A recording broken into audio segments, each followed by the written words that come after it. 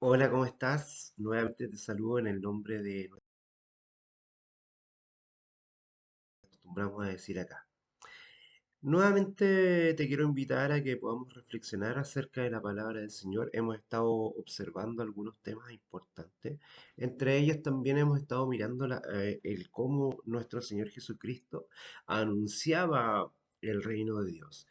Y como tú te has podido dar cuenta a través de esta serie de temas, de esta serie temática, lo hacía Jesús a través de las parábolas.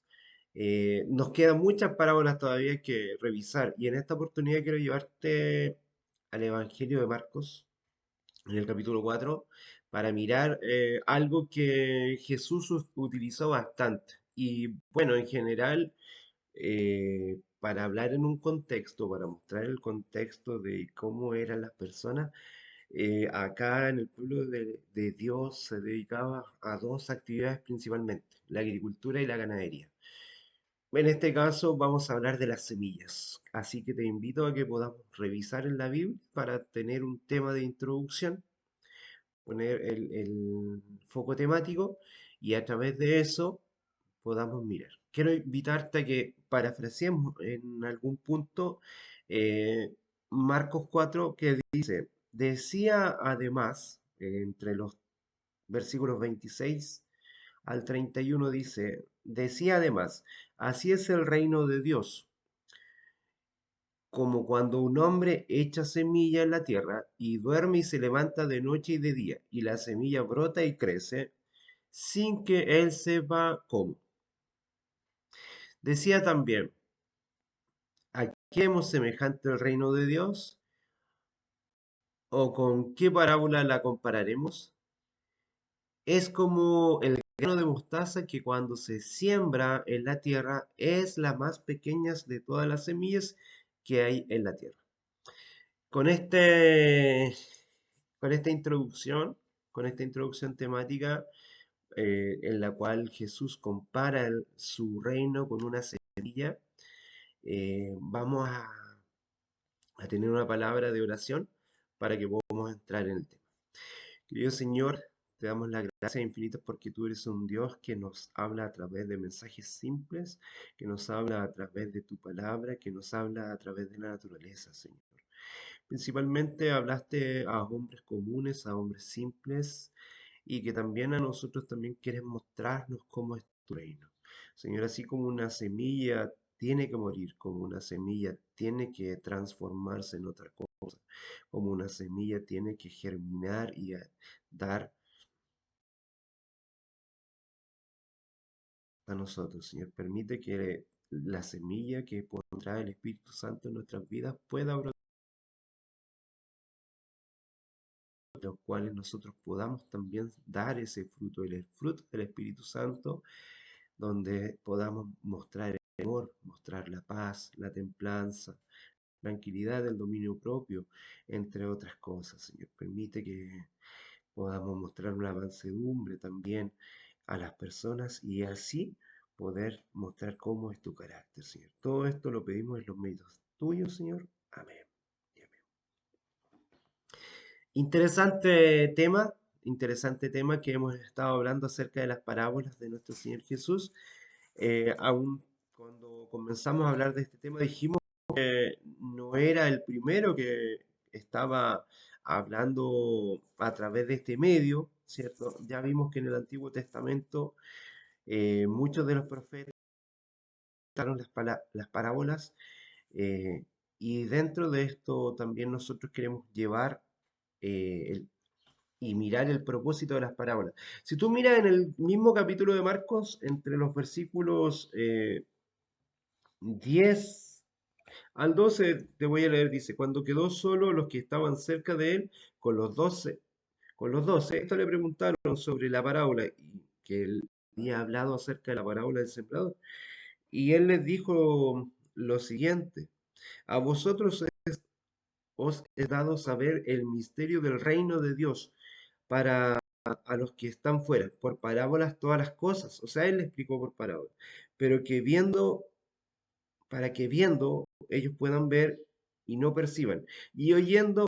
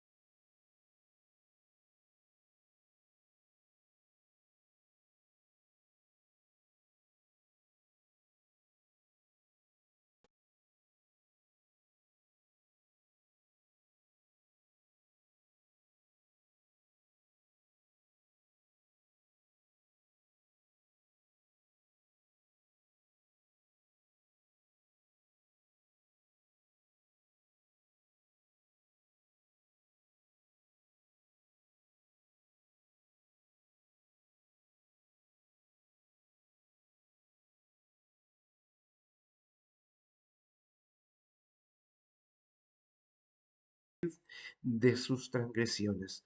Eh, Ambas parábolas que se destacan en este punto tienen un mismo foco, un mismo sentir. Exponer principalmente cómo es el reino de Dios.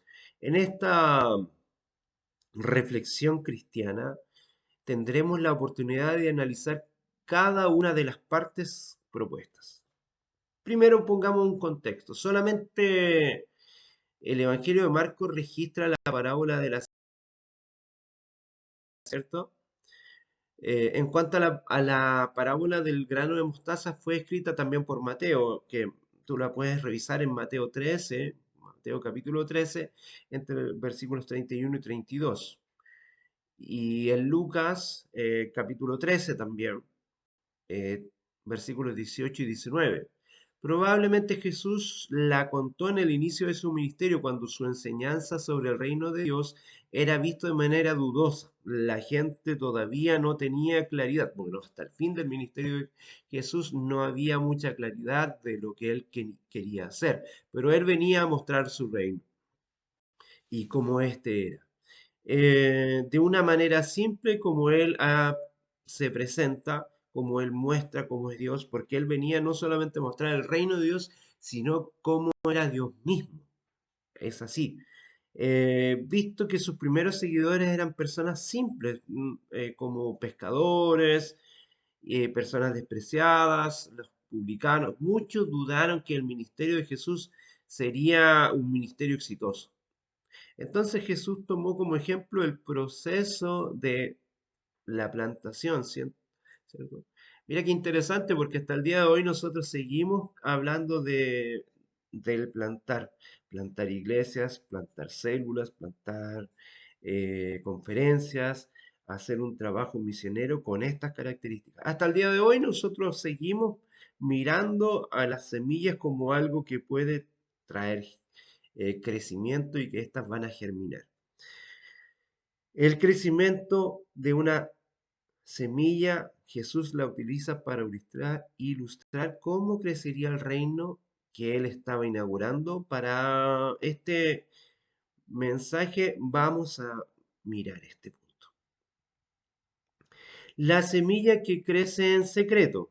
Primero vamos a mirar el versículo 26 del mismo capítulo de Marcos, del 26 al 29, que dice, la parábola del crecimiento de la semilla, quizás en algunas Biblias dice esto. Decía además, así es el reino de Dios, como cuando un hombre echa semilla en la tierra, duerme y vele de noche y de día, la semilla brota y crece sin que él sepa cómo. Por eso se le llama como un secreto, porque de por sí lleva fruto la tierra. Primero hierba, luego espiga, después grano, luego en la misma espiga, y cuando el fruto está maduro, enseguida se mete la hoz para la siega, porque ese proceso ha llegado. Entonces, nada es mencionado sobre la identidad de este hombre. No se dice de quién es el sembrador, ¿cierto? Jesús no pone un énfasis ahí en la persona que está sembrando. El primero que comienza a sembrar es él, pero quizás la alegoría es que muchos hombres, tanto hombres conocidos, famosos, que han sembrado la palabra de Dios, como tú y yo, que quizás estamos de manera más incógnita, más escondida y de manera secreta, trabajando para, como testigos también, como testigos del reino de Dios, para dar a conocer un mensaje maravilloso. ¿Cierto? Eso es lo primero que dice. No se habla de la identidad, no hay un nombre, no hay tantas características de este sembrador. Podría ser cualquier agricultor de los tantos que ejercían esta actividad, y las personas se podrían haber apropiado incluso de ellos como con las características que se revelan. En los tiempos de Jesús era algo habitual. En lo que dice respecto a este personaje, el énfasis sobre sus actividades es que él siembra, luego duerme y se levanta. y esto lo hace de manera continua. Hay cierta pasividad en relación a este sembrador, pues luego de lanzar la semilla, lo único que hace es esperar que esta misma germine y produzca un fruto. En medio de tantas actividades que nosotros tenemos diariamente como seres humanos, el tema de poder esperar y ver nuestro esfuerzo germinar, esto hace que crece un poco nuestra ansiedad. Sería equivocado aquí también pensar que delante de un ejemplo de agricultor perezoso, aquí no estamos hablando de una persona que está descansando, pero sí podemos descansar en el hecho de que la semilla va a brotar porque hay una buena tierra. Se sembró en un buen lugar. En cambio sucede lo contrario. Él es indiferente a la semilla. ¿Por qué? Porque aquello lo que la semilla ya fue sembrada, pero ¿qué es lo que necesita el agricultor? Es preocuparse del entorno, de que ésta tenga agua, de que ésta no surjan otras cosas a su alrededor, de que el agricultor se debe preocupar de esas cosas. El crecimiento sucede no solo sin su ayuda, pero hasta sin su conocimiento, sin que él sepa cómo, dice.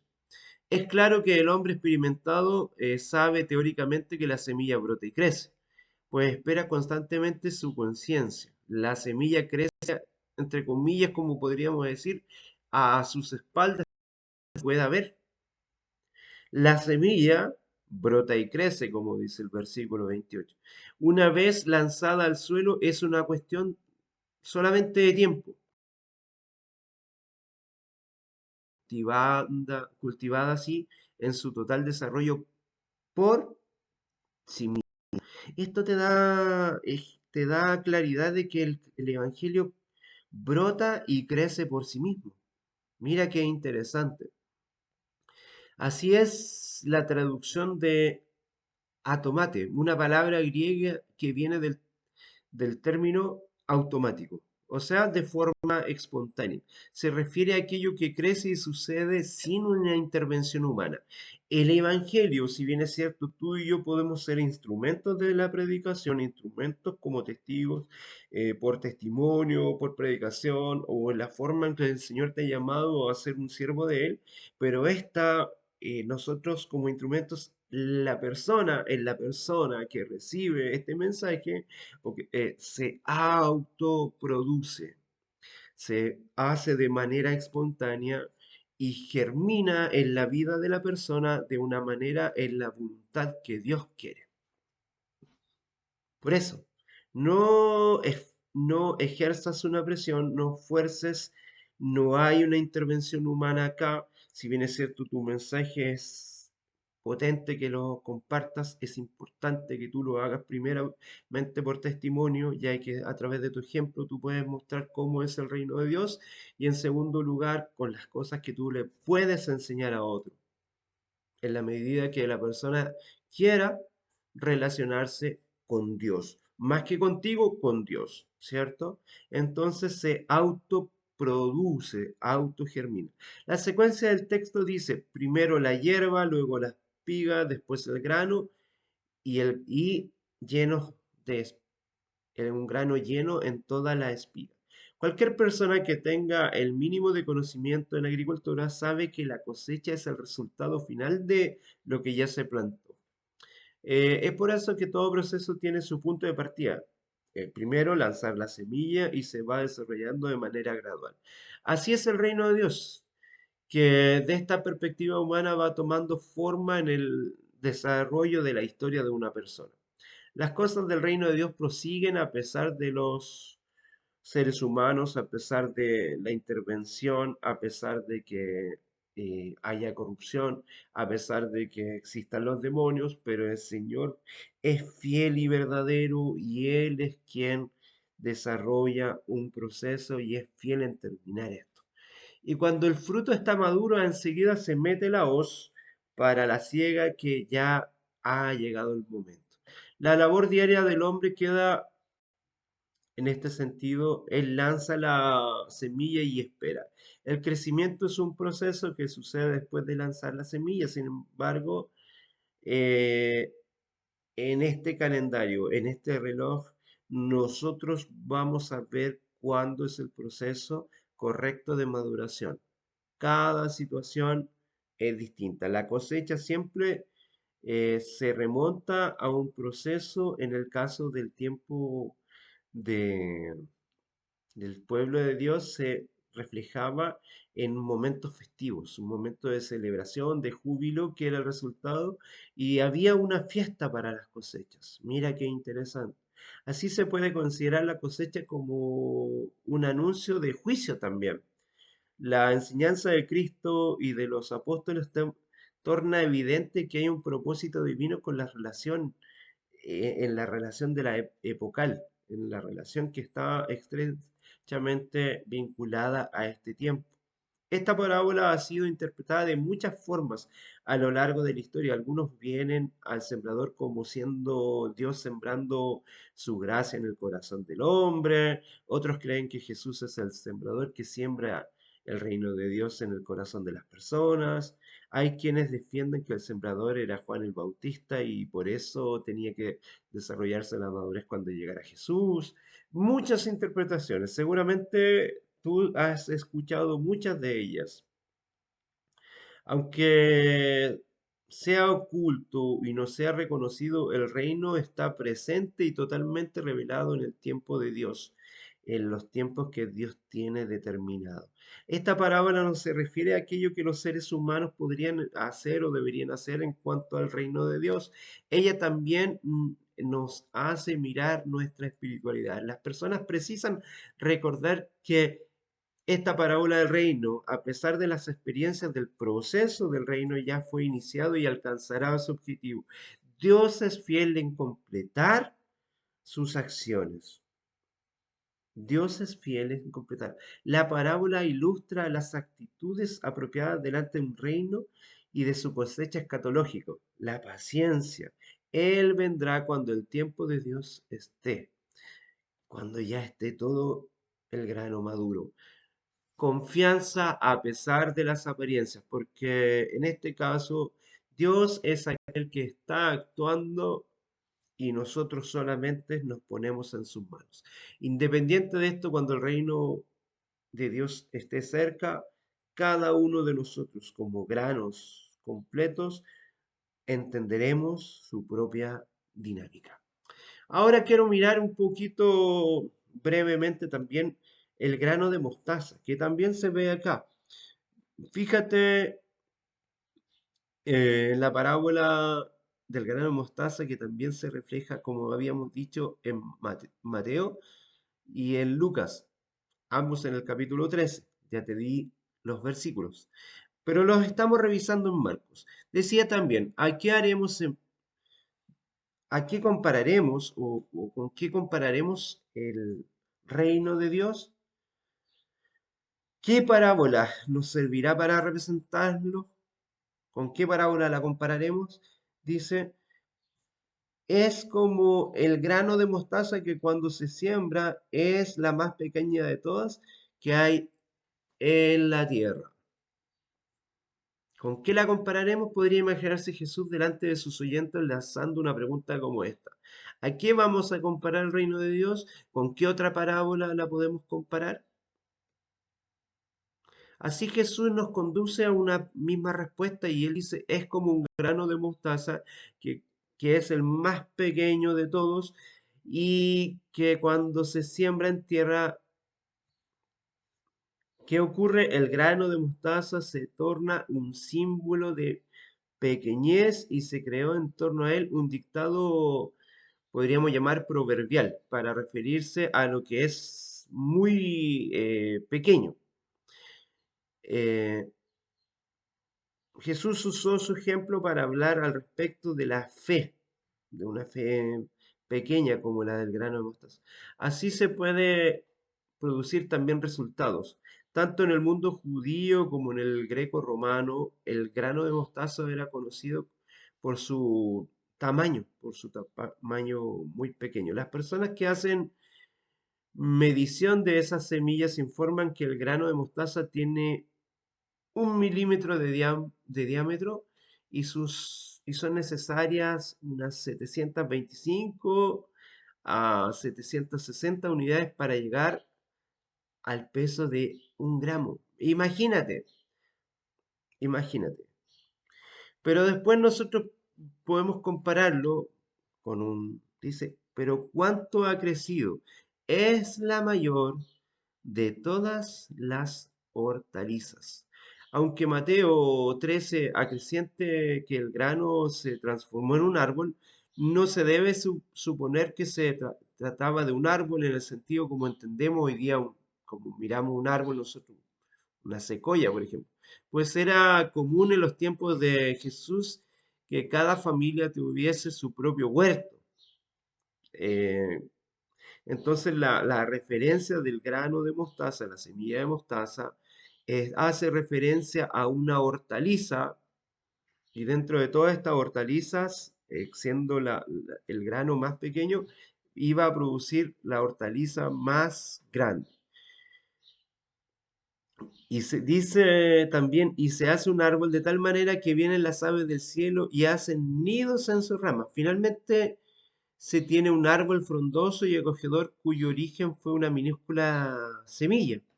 Pero esa conclusión ha generado bastante controversia entre las comentaristas al final de ese gran árbol que se simboliza. El hecho de que las aves puedan anidar en la sombra es algo bueno o malo. Algunas interpretaciones son hechas a la tentativa de buscar un entendimiento de este texto, pero nosotros tenemos que llevarlo al contexto. Esta parábola de crecimiento cuyo reino es comparado con una semilla y que los pájaros pueden llegar ahí, son personas de todas las naciones que buscan abrigo en Jesús, podrías interpretarlo. Esa parábola es un contraste entre la aparente insignificancia del ministerio de Jesús como un reino tan grande que llegó a ser. Algunos vienen a la iglesia en expansión, pero esa interpretación confunde al reino con la iglesia y tal entendimiento no tiene un apoyo principalmente en la escritura.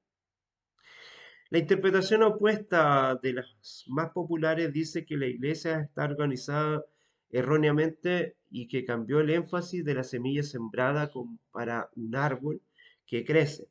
En vez de esparcir las semillas con toda humildad, la iglesia quedó más preocupada con la elaboración de grandes denominaciones, de instituciones que pudieran tener grandes otras ramas, colegios, instituciones, etcétera. Esa línea ve a los pájaros, o las aves decir, cielos como quien simboliza a Satanás y su poderío. Creo que el Señor no tenía esta mirada. Si nosotros miramos bien a Jesús como un fundador del cristianismo, nos damos cuenta que la semilla de mostaza siempre y en todo lo como él lo plantea, se plantea de una manera positiva, se plantea como algo que puede permitir el crecimiento y que las aves del cielo pueden morar bajo sus sombras, como así tú puedes morar bajo las sombras del Omnipotente. Por eso es muy complejo cuando nosotros miramos este tipo de situaciones porque hay tantas interpretaciones frente a esta situación, pero Dios quiere ser un Dios para todos. 1 Corintios 15:28 dice, para que Dios sea todo en todos. Jesucristo vino a salvar a todos, quiso entregarse por todos y cada uno de nosotros, e incluso a aquellos que pueden cobijarse bajo un arbusto donde podemos expandirnos, donde podemos cobijarnos y el Señor es el primero que quiere cuidarnos. Que el Señor te bendiga y que también permita el crecimiento de tu iglesia, que permita el crecimiento de tu ministerio y que tú y yo podamos mostrar el reino de Dios primeramente en nuestras vidas, segundo quizás en nuestra congregación y que podamos mostrar que el reino de Dios es un reino en crecimiento y que todos están invitados a estar en él. Gracias y paz.